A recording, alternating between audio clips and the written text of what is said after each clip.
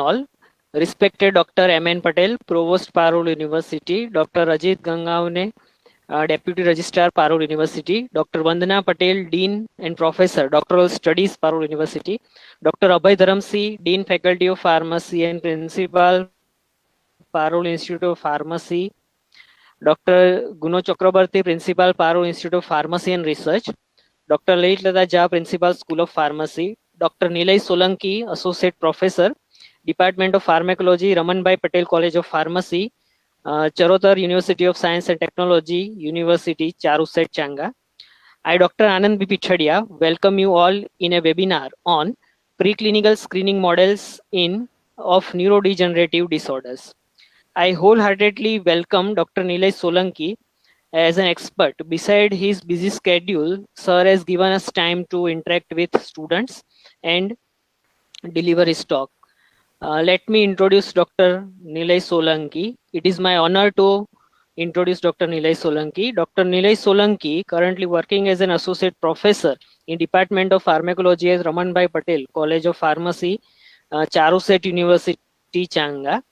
He has around over 13 years of teaching and research experience. He has guided 17 PG students and guiding one PhD student. He has delivered 4 oral presentations in various conferences. He has received a scholarship of $275 US for the registration and paper presentation at International Keystone E Symposia on TB.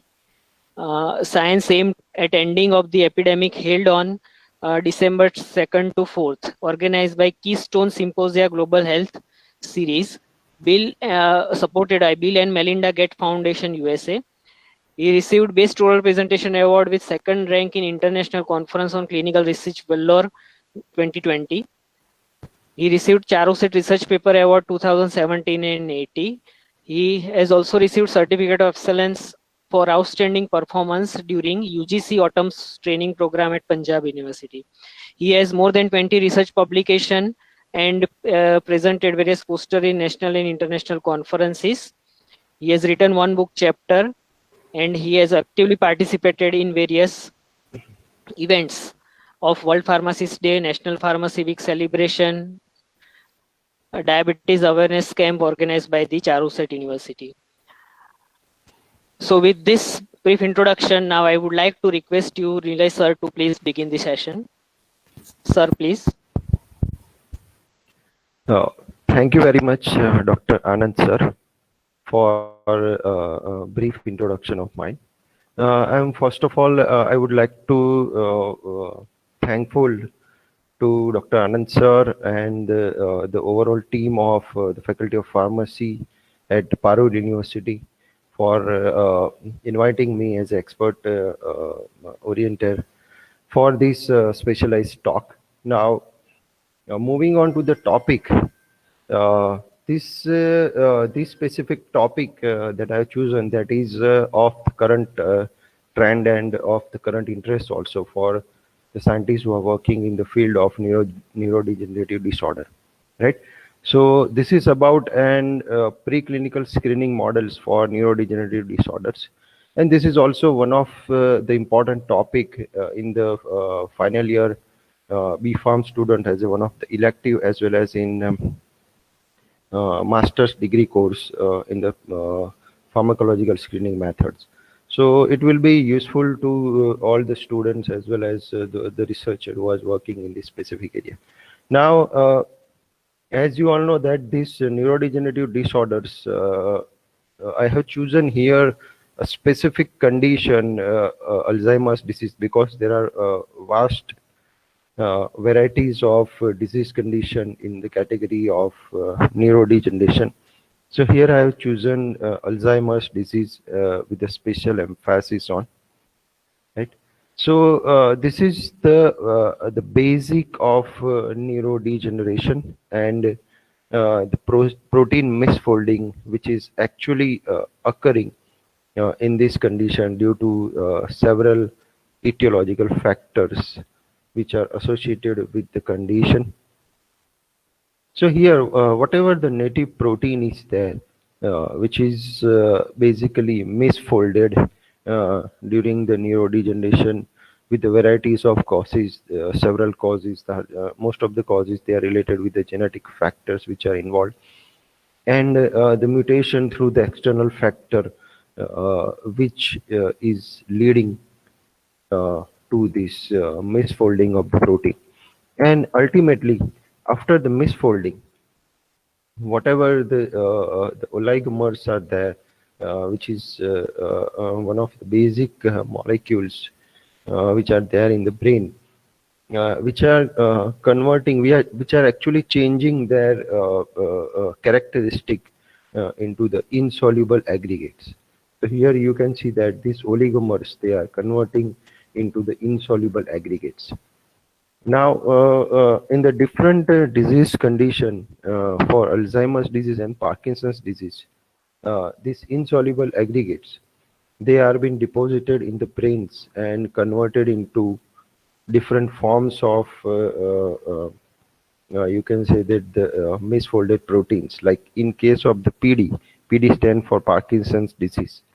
So in Parkinson's disease, there is a Levy body deposition is there intracellularly, and these bodies, they are considered as the alpha synuclein proteins, which are deposited in the several structures of the brain, and which will be further generating the Parkinson's disease related symptoms, associated symptoms also. Okay. Then later on, when these insoluble aggregates, when they deposits extracellularly and intracellularly, they are basically producing the neurotoxicity in the brain in the Alzheimer's disease condition. Right. So in the Alzheimer's disease,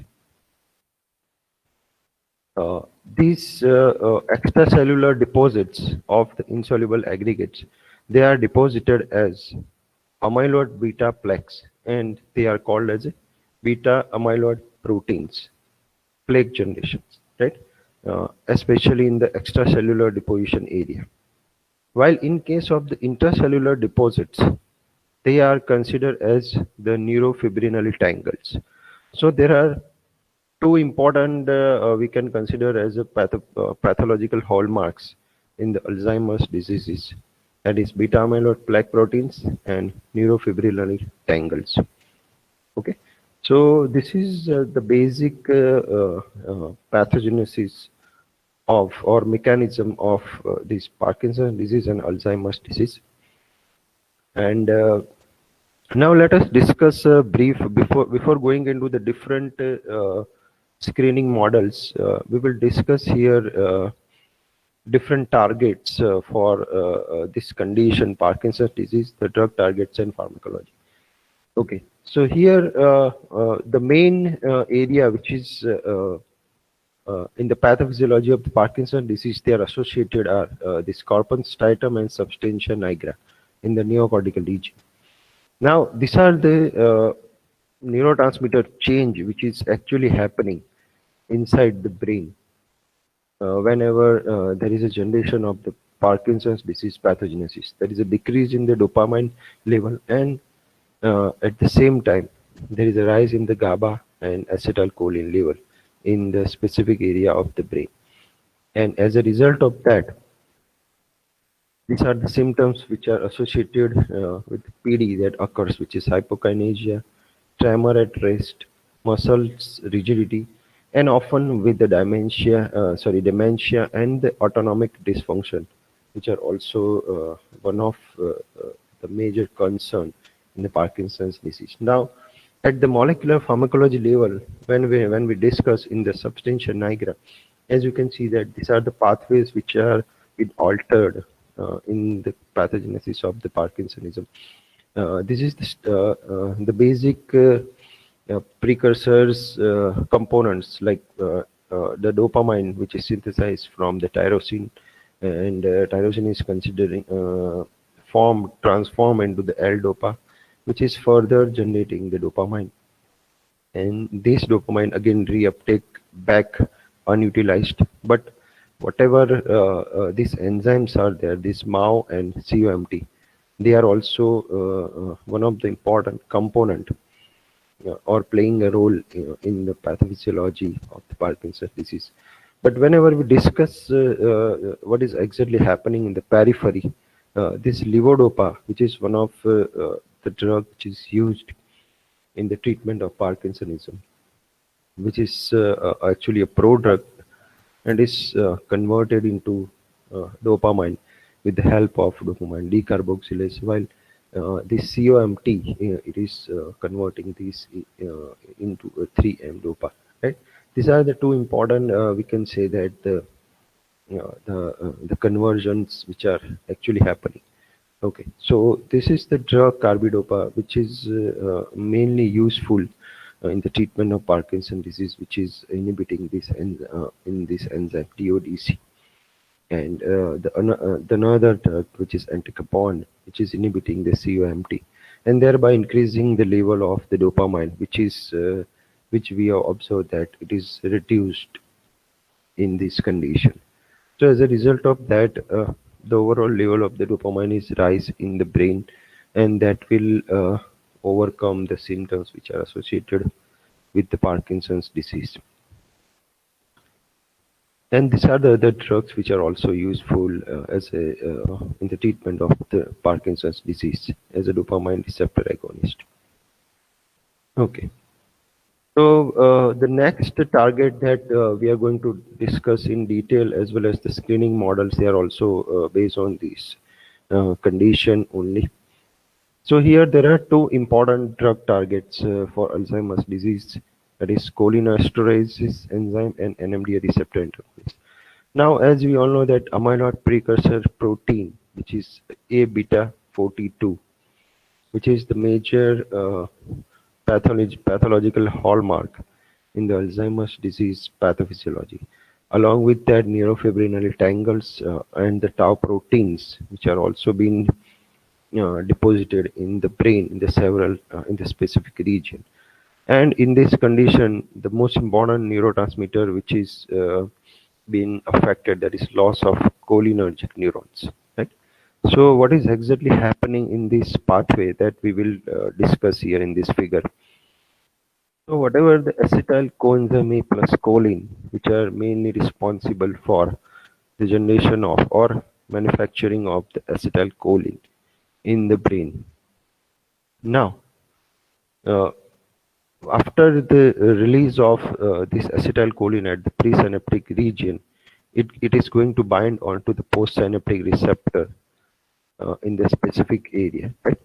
So after the binding of these molecules, uh, they are going to be affected by these two important enzymes, which is acetylcholinesterase and butyrylcholinesterase. Right? So after the binding of this molecule towards the postsynaptic receptor, whatever the unutilized ACH is there, that is further converted into acetate plus choline. But whenever this in the pathogenesis, or you can say that whatever the drugs are there which are acting on this specific enzyme, the acetylcholinesterase and butyrylcholinesterase, they are actually blocking this enzyme, and thereby whatever uh, acetylcholine is there, their reuptake is going to be improved, and thereby their level is increased in the brain. And so as a result of that, whatever the loss of cholinergic neurons are there, that can be overcome, and thereby you can improve the symptoms which are associated with the Alzheimer's disease. Right? So these are the drug molecule which are acting on this specific enzyme molecule, which is ACHE and butyl CHE. Right? So that is these are the drugs: tacrine, donepezil, rivastigmine, galantamine. Okay, so this is the first pathway which is involved as a cholinesterase inhibitor, right? And these are some of the side effects also associated with this drug. So one must uh, take care while using this drug, because hepatotoxicity is one of the very scariest side effect of the tacrine. So you must take care.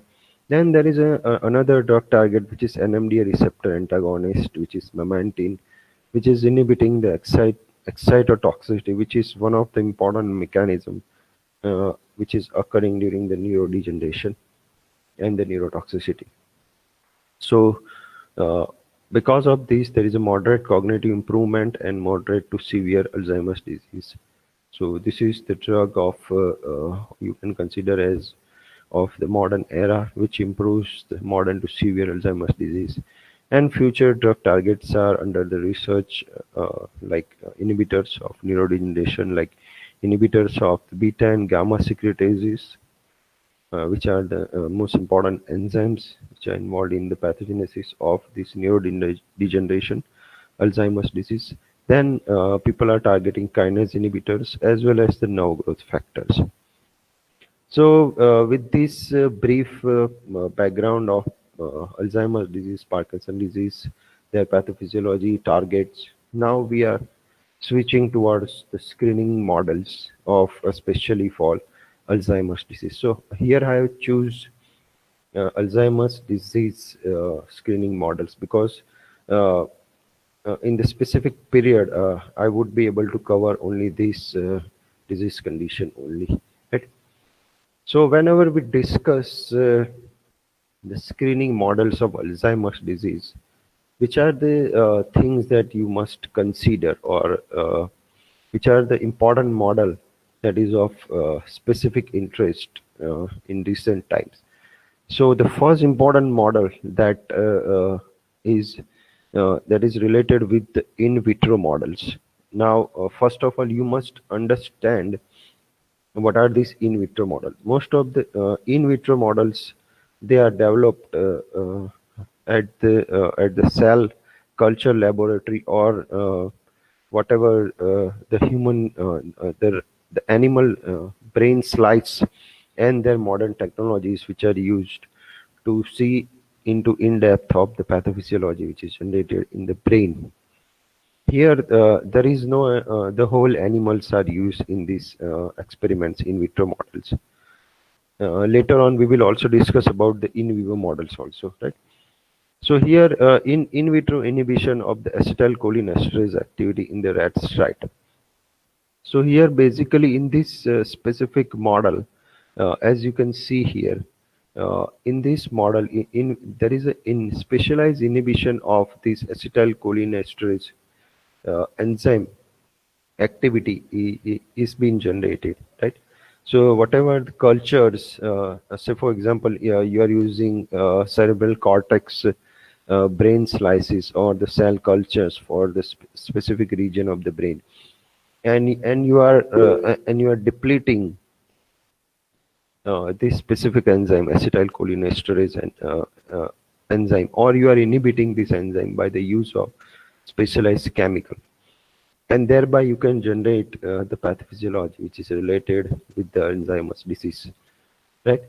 And later on, whatever the taste compound that you have designed in your laboratory or during your research work, either they are the synthetic molecules or they are of the herbal moieties or of specific phytoconstituent of interest, that you can assess with the help of this in vitro inhibitory activity of on the acetylcholinesterase. Then, on the similar line, there is another inhibition of the butyryl cholinesterase activity, because we have already seen in the pathophysiology of the Alzheimer's disease that this acetylcholinesterase and butyryl cholinesterase, they are the specific enzyme which is responsible for the conversion of the ACH, or they are mainly involved in the metabolism of the binded ACH towards the postsynaptic receptor to acetate and its choline molecule. And whatever the drugs are there, they are basically inhibiting or targeting these two enzymes. Or so whatever the target drug that you synthesize, or either through in silico model or through high throughput screening technique in the scientific world, you can use this specific model to have your rational strong. Then there is N-methyl scopolamine binding in presence and in absence of this GPP moieties. Then there is a stimulation of the phosphatidyl inositol turnover in rat brain slices. That is also a specialized model, or you can say that the technique where rat brain slices are used, different areas of the brain and the pathological slices are used to see the overall turnover of the phosphatidyl inositol, which is one of the important molecule in the pathogenesis of the Alzheimer's disease.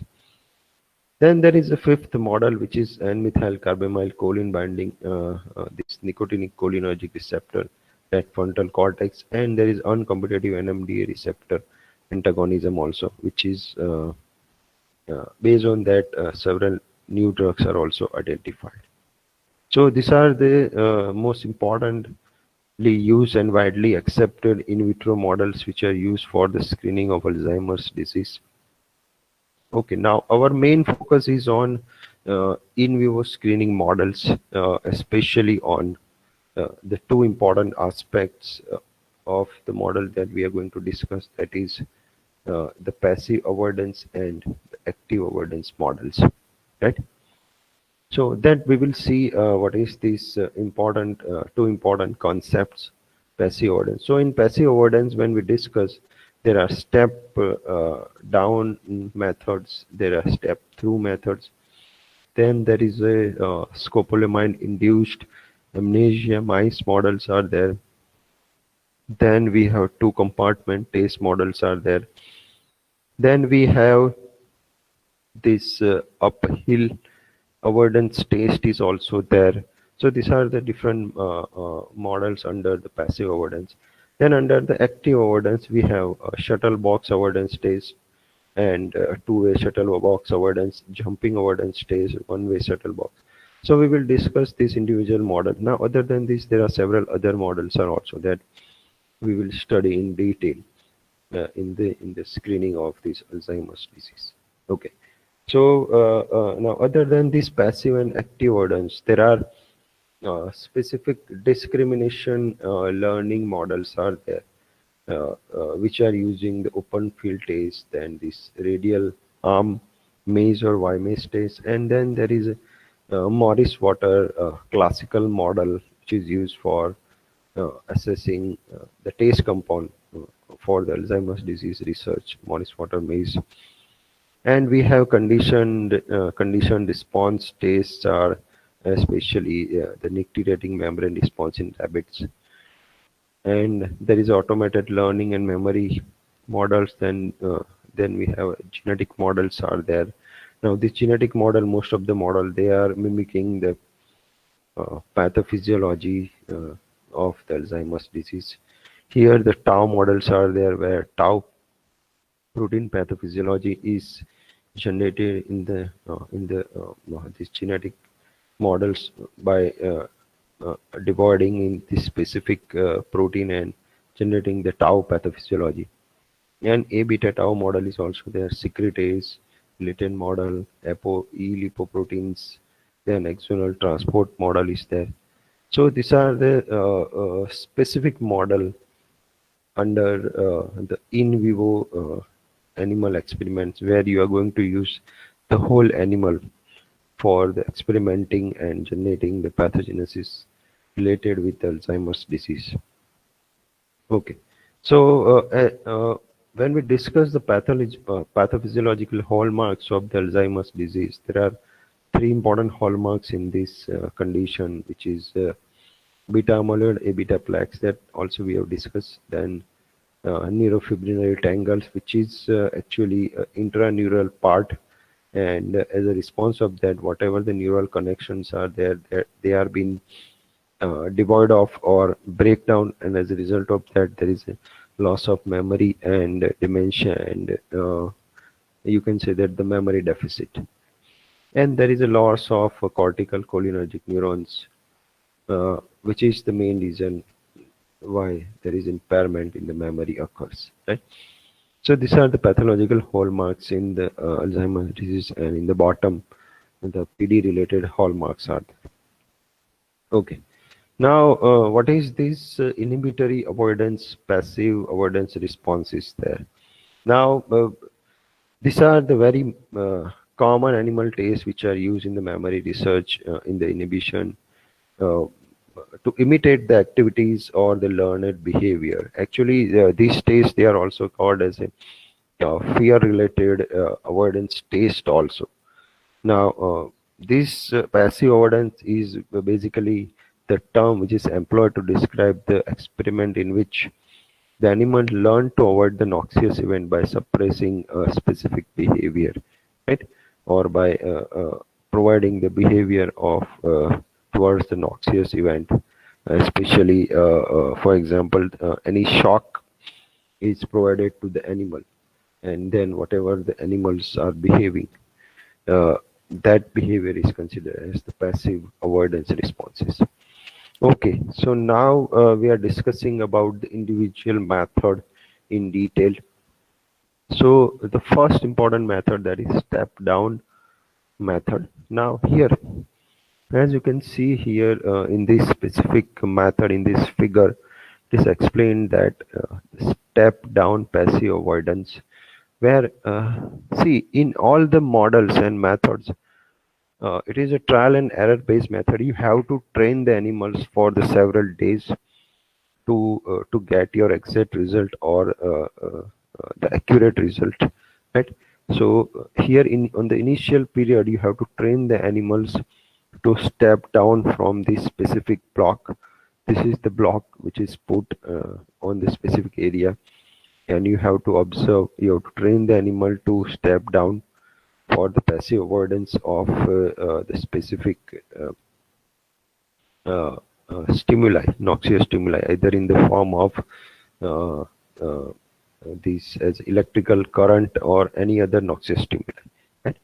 So in this method, the procedure is there: either the mice or rat of the either sex they are used, and the rectangular box of 50 by 50 centimeter, in which you have to put the animal. Now here, very specialized grid floor that you have to put, where it is a electrifiable grid. So whatever the grid is there, this suppose this is the grid, then in this grid there must be electrical current should be passed. So as the animal jump down, step down, there is a application of the current, and as a result of that, the animal automatically the animal automatically because of that specific electrical stimulus, it further jumps on onto this table just to avoid uh, the change in their body, right, status. So this thing that you might have observed in one of the basic instrument that we have in our most of the BFARM laboratory, that is photoactometer, right, where the grid is electrifiable, but only exception is there then in that there is no any specific block is there. So this is the specialized instrument which is prepared for this method, and this grid floor is connected to the shock device which delivers a scrambled food shock, right? Now this wooden platform, which is of 10 into 7 into 1.7 centimeter in the center of the floor grid, right? So this you have to prepare in such in this specific dimension only, so that you get the proper results, right? Now, in this method, there are three-phase paradigm which is happening in this step-down method. So first is familiarization, where the animal is placed on the platform and the latency to descend is measured. They are further returned to home cage after the 10 second of the exploration. Okay, so after the 10 second, they are further returned to. So basically, animals are going to familiarize with the instrument or with the specific area where you are going to place to the animal. Then after that, there is a learning should be happen with the animal. Immediately after the animal has descended from the platform, there is unavoidable food shock is applied. So you have to apply a shock to the animals of a 50 hertz or 1.5 milliampere for only for 1 second. Remember, you have to apply the shock for 1 second period of time, not more than that. Otherwise it will damage the body of the animal and the internal organs also. Then again animal return to the home cage, and then so this is all about the learning which is happened with the animal. And then there is a retention taste where 24 hours after the learning trial, the animal is again placed on the platform, and then there is a step down latency is measured. Right? So this is the cutoff time that is important. 60 second. After 60 second, you have to take the animals. Okay. So these are the three phase important paradigm, which is which you need to assess uh, in the step down method. Okay. Now what to evaluate in this method, that is the time of descendant during the learning phase and the time during the retention test which is measured, that is being evaluated here, and the prolongation of the step down latency is defined as the learning.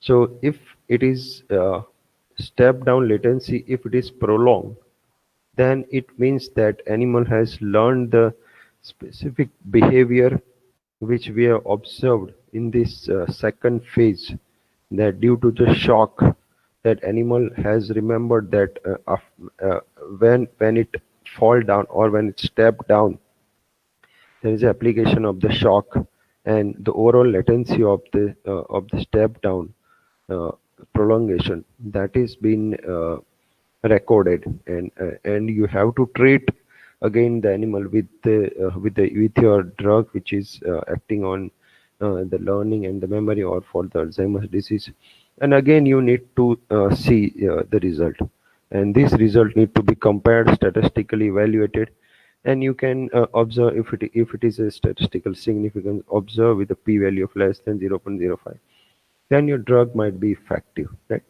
So this is about the step down method. Then I second important method, that is step through method. So here in this figure you can see that in the step through method, this is the light area, this is the dark area. Two compartments are there, and in between the both the compartment there is a partition, and there is a hole through which animal can move from the light compartment to dark compartment.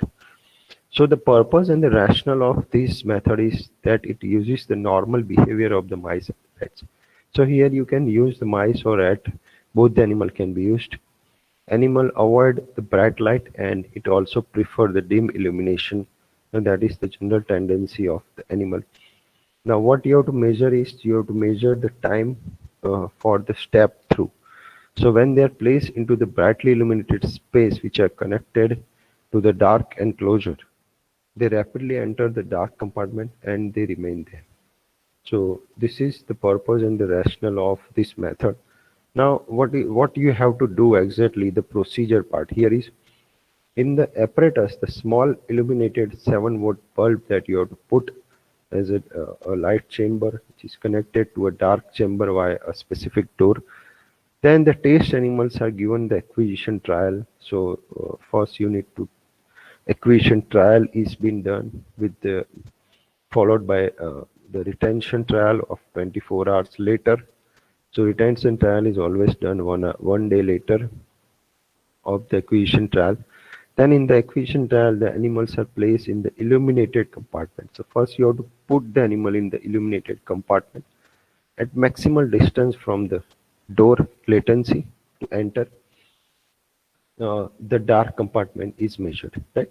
So whatever the latency is there, that you need to measure from entry of the animal from light to dark compartment. So that is the time period.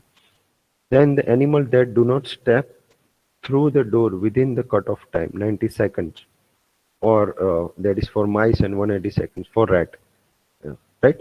That you need not to use. So these are the criteria that you need to take care. Then immediately after the animal enters the dark compartment, the door is automatically shut down, right?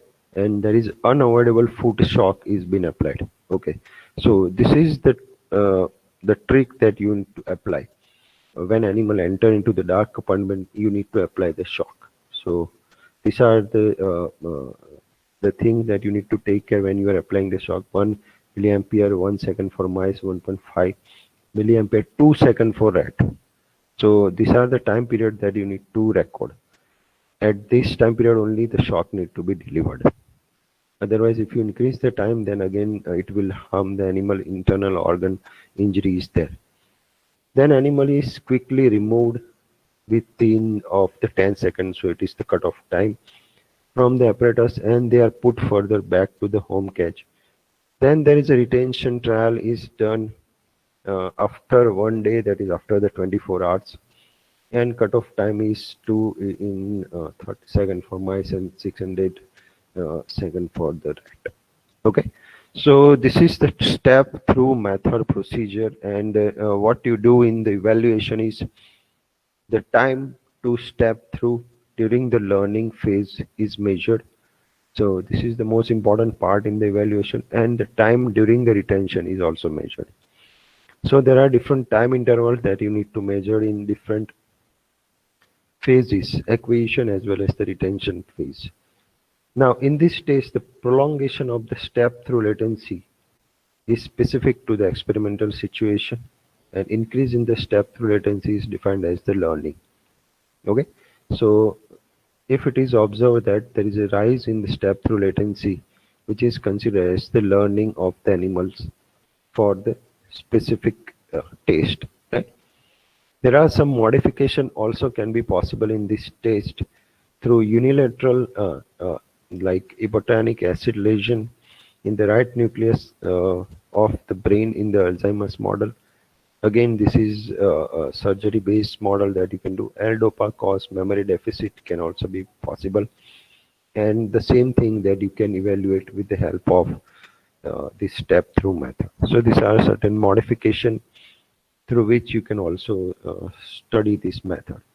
Okay, now after this, the next important model, that is a chemical induced model of the amnesia, right?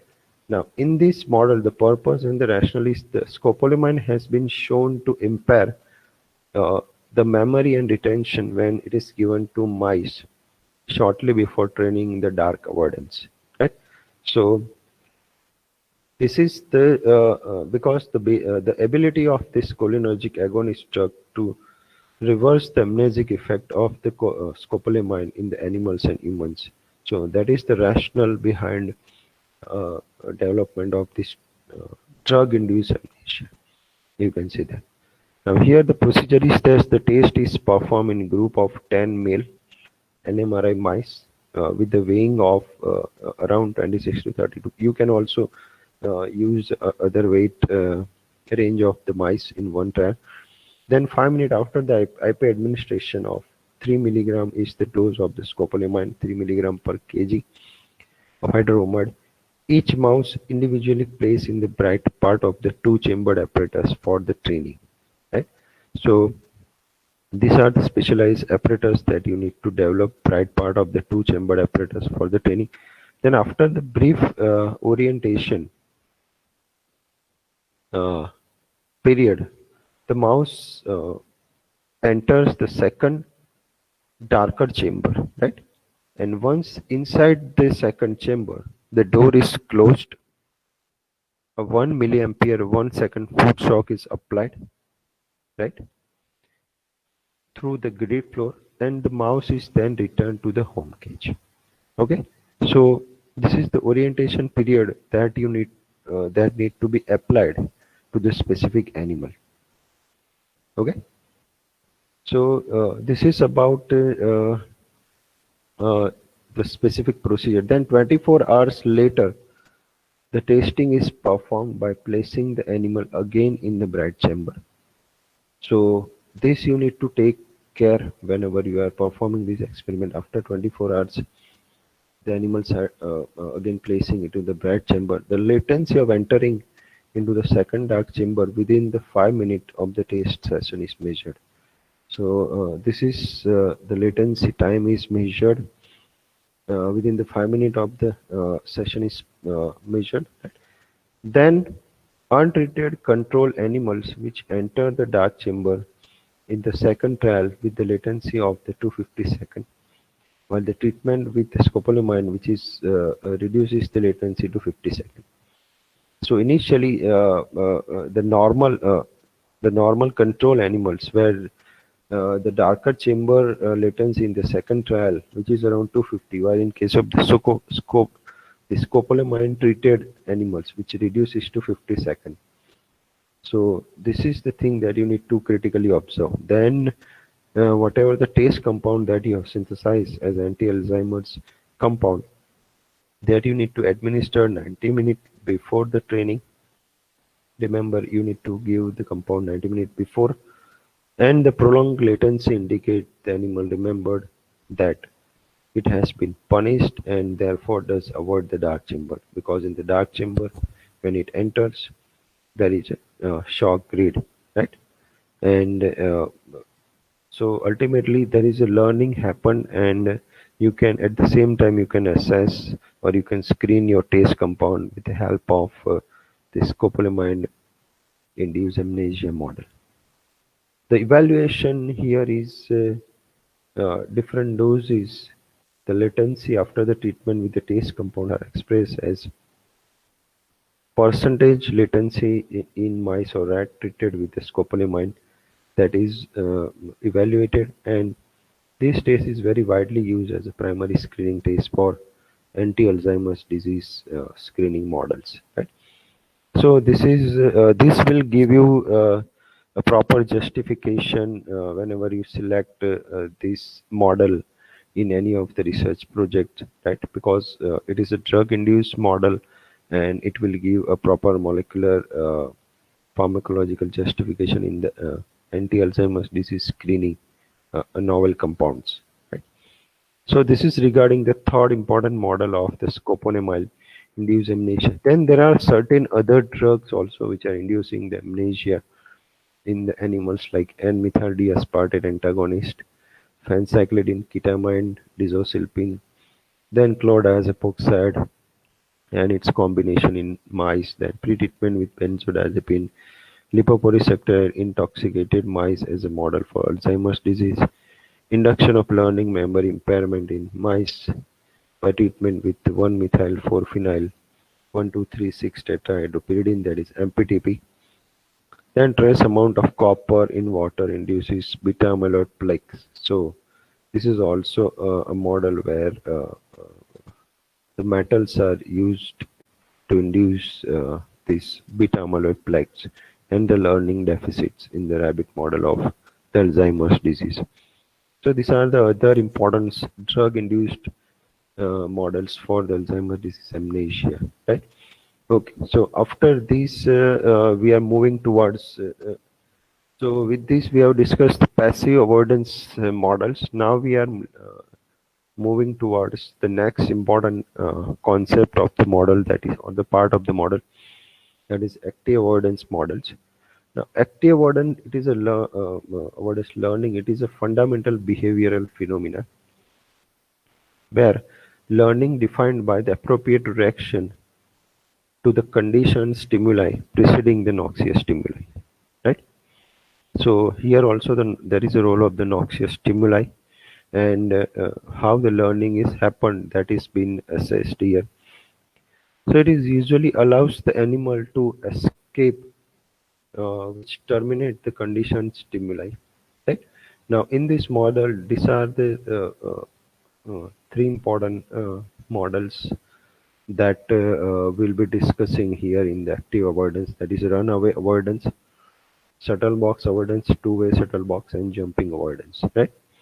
So this is the classical avoidance figure by which you can assess this model, and you can actually give the score for the different behavior of the animal, and thereby you can assess your drug, and different group assessment is also possible, like in case of the disease control, which can be uh, which can be correlated with the normal control, and your taste drugs can be correlated with the standard Alzheimer's drugs. Okay, so first important model, that is runaway avoidance test, right? So as we have discussed earlier also, that for each and every model there is purpose and rationale.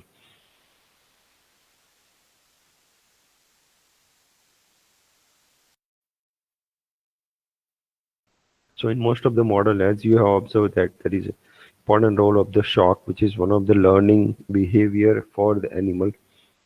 During escape model also we have observed that, right? So can be transferred by the animals, and the shock can be avoided when the safe area is reached within the time allocated.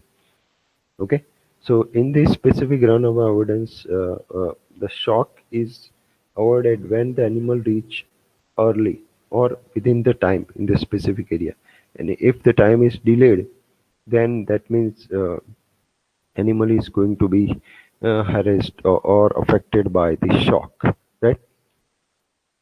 Okay, so the procedure part here is either here you can use mice or a rat of the either sex. These animals are placed in a box which is uniformly illuminated. Here also there is illumination, so they are applying a specific bright light source, and has one small door to the safe area. Then, here the another important thing is that the loudspeaker is mounted 50 centimeter above the start box, which provides the acoustic conditioning stimulus, right? So at the specific sound of this 80 dB and 2000 hertz tone of sound is uh, applied acoustic conditioning stimulus, and 5 minute animal is allowed to explore the whole apparatus. So first you need to put the animal in the apparatus, and you need to wait for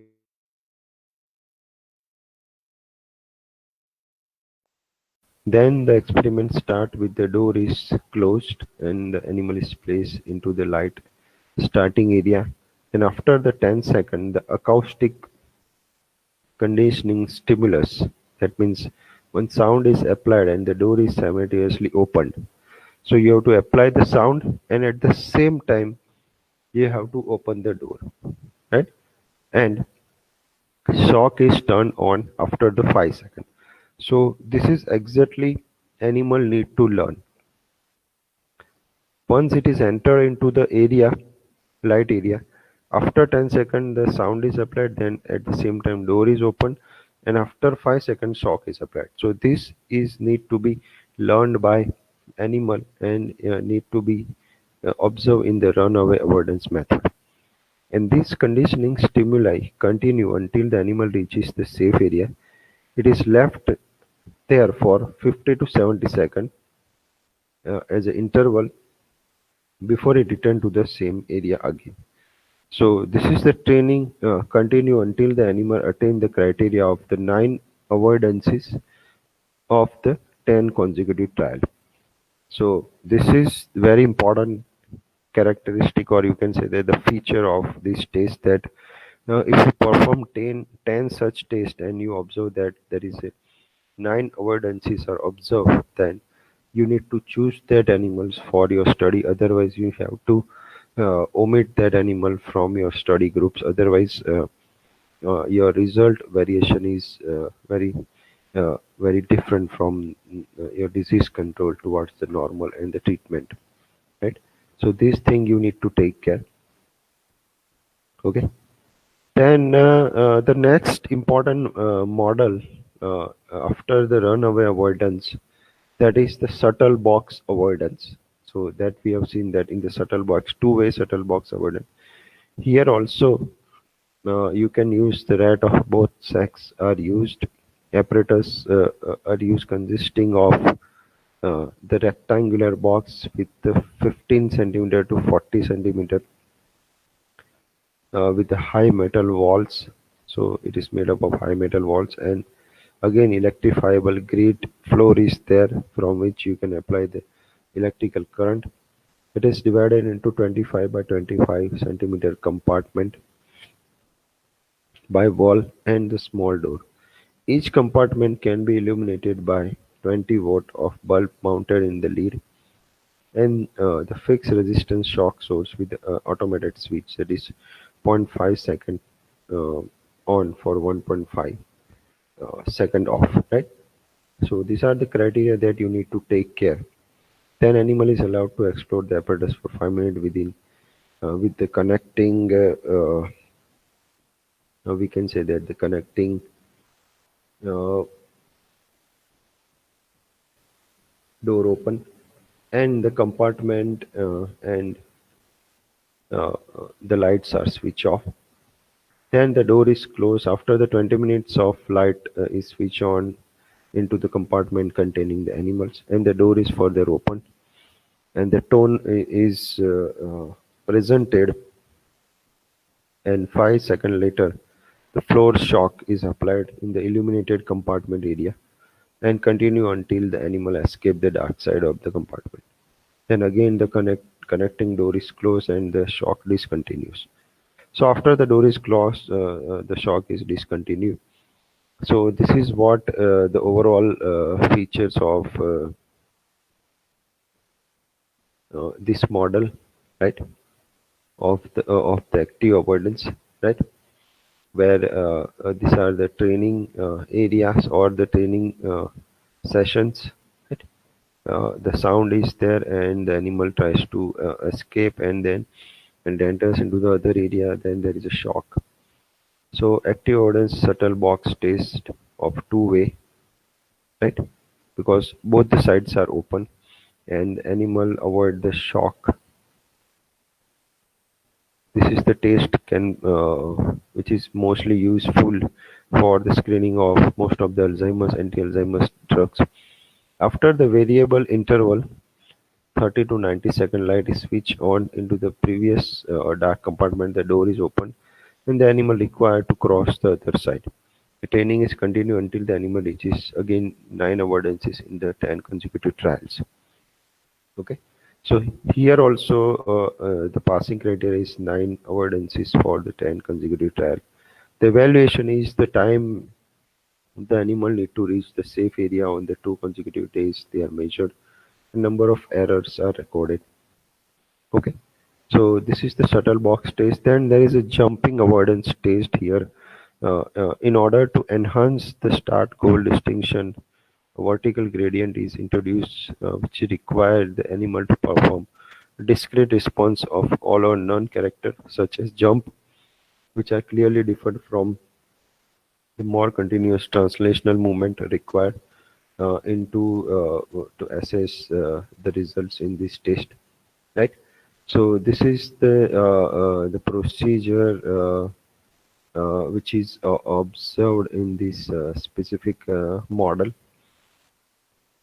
Okay, so here also the rat which are used and maintained under the standard condition uh, with the specific settings, and the opaque plastic pedestal they are mounted onto one of the narrow wall box which provides the isolated goals, right? Some of the things there remains almost same in most of the experiments.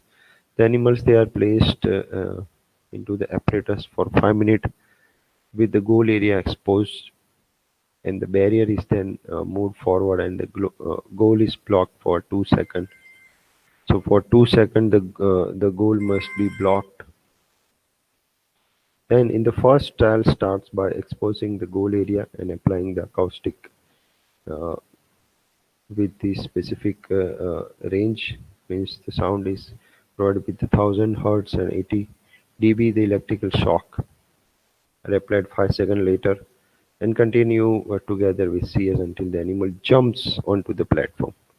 So here the jump response that you need to record with the specific test procedures. So you need to critically follow each and every point which is mentioned in the procedure part. Now, after 30 seconds, the barrier pushes the animal off the platform onto the grid floor. The sequence is repeated until the criteria of 10 consecutive avoidance is reached, and the retention is tested on the next day until the animal reaches the criteria, right? So these are the things that you need to measure in this model. Then there is a discrimination learning where spatial learning in the radial arm maze, and olfactory learning that will quickly go through this test because these tests they are also useful. Here, the test can be used to examine the short-term spatial memory and long-term memory in the animals. And here, what is important is the open field test, which is used here in this spatial habitual learning.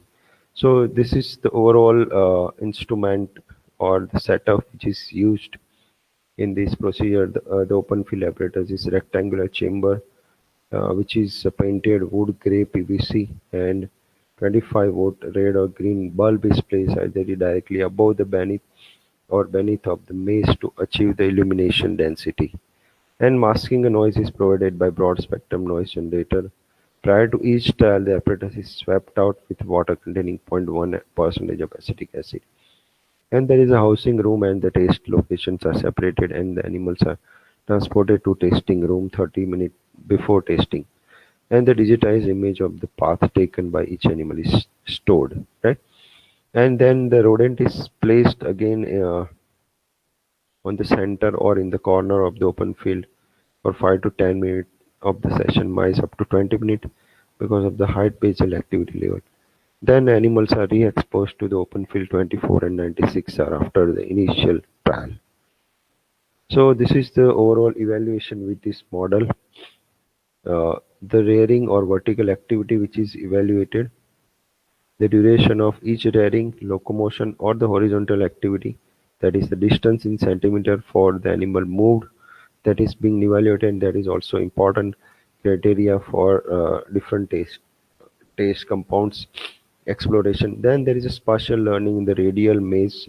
Okay, so we are not discussing this model in detail because there are few other models that we need to discuss, like olfactory learning methods are there, where order provided to the rodents with the important information on the environment that is being assessed here. Animal have to learn or discriminate the different orders, like positive orders and the negative order of banana, and negative is considered as the orange to receive a reward.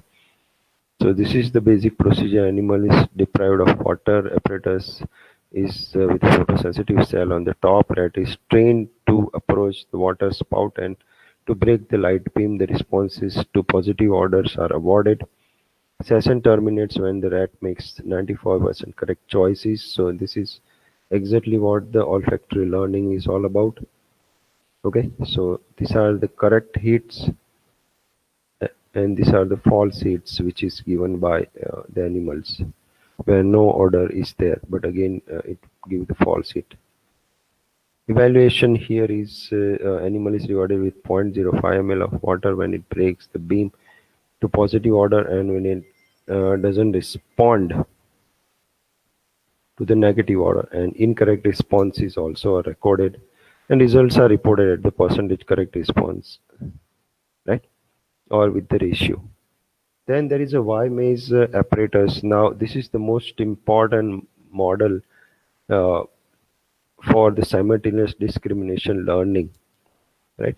Now in this model, this is the Y maze Y shape apparatus is prepared. The naive animal will be allowed to explore the Y maze apparatus for 5 minutes at the start of the training session, and the rat then will be put into the starting chamber. So this is the chamber through which the animals are entered. After the approximate 5-second shock will be applied, switching the unit on or by a rotary program and selected till the animal reaches the goal of the illuminator arm.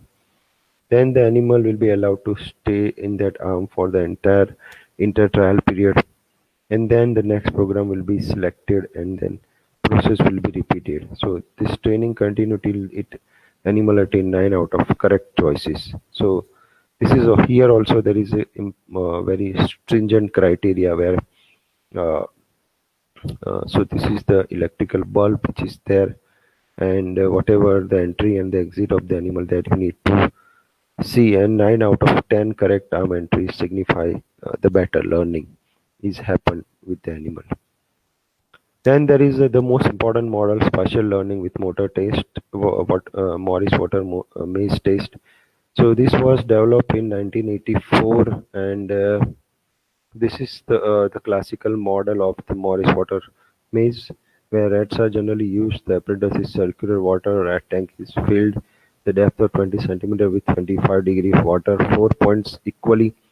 Four quadrants. Actually, four quadrants are there here in this, and in the center of that you need to put a specific block.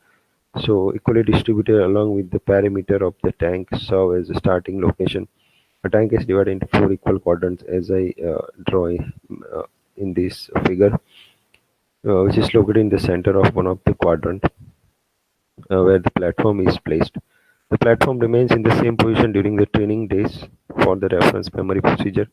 The rat is released into the water and allowed for 60 to 90 seconds to find out the platform, and the animal usually receive 2 to 4 trials per day for 4 to 5 days until they escape onto the platform. So this is the trial days that you need to train the animals. All the group of animal must be trained to achieve the significant result.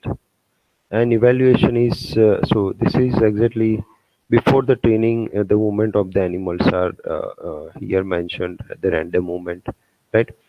But after the learning, you can see that animal is directly approaching that block which is placed in the specific area. So overall, the time of the movement and the area it crosses, that is also reduced here after the learning. So latency to reach the escape platform is measured during the training days, and the free swim trial is generally performed after the training days, where the escape platform is removed and the animal is allowed to swim for 30 seconds. Okay, so this is regarding the overall water Morris water maze taste. Then there is animal with a memory deficit taste models are there. Memory deficit after the cerebral lesion, cognitive deficit after the cerebral ischemia, naturally occurring model, transgenic model. So we are not going in detail because of the time constraint. Then there is electrophysiological models also, methods also, where long-term potentiation of the hippocampal slice that we have already seen in the in vitro.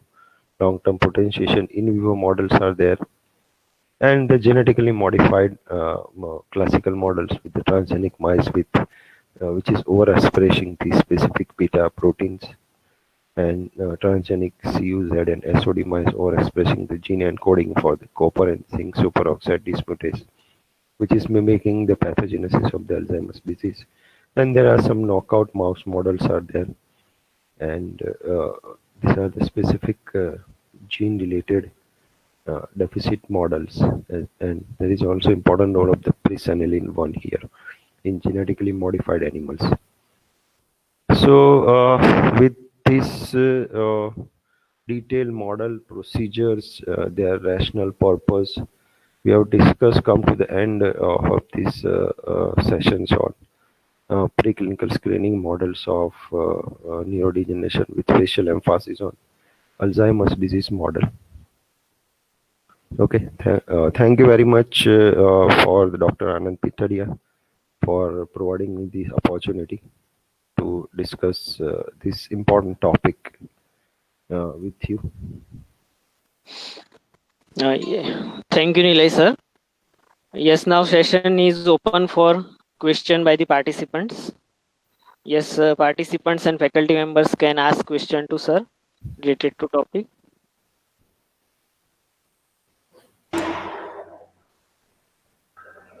Yes, Vivek sir.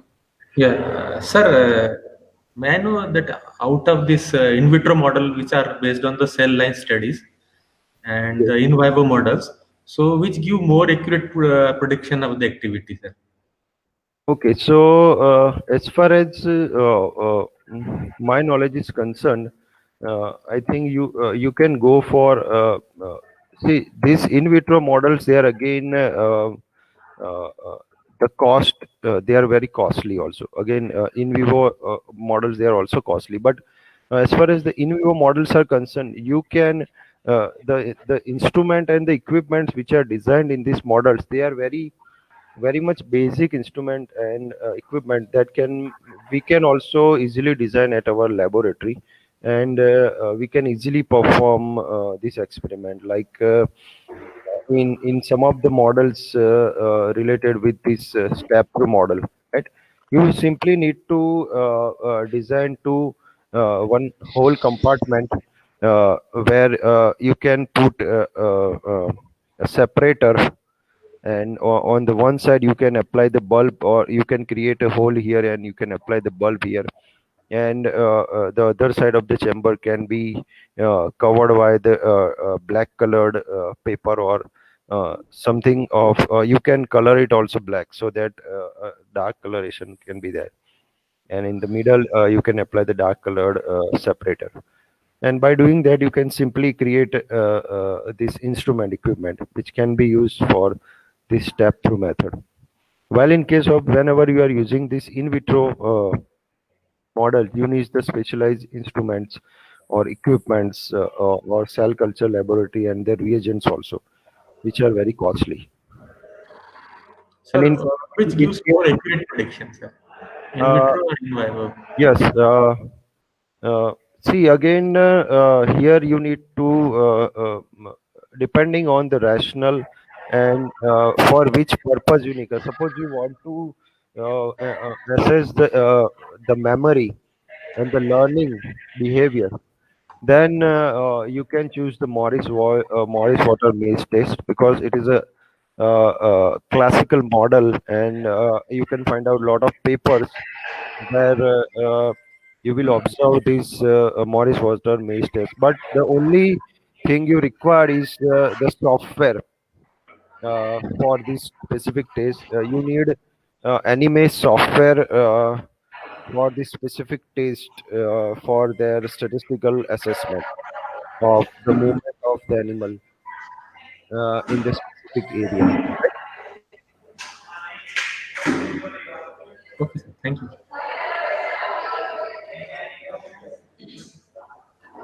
Okay.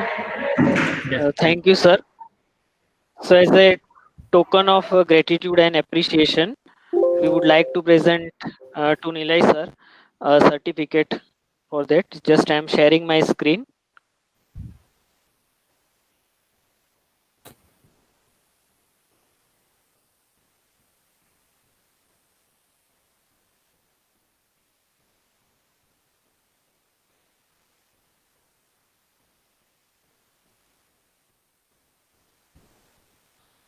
Wait for a moment till the screen become visible.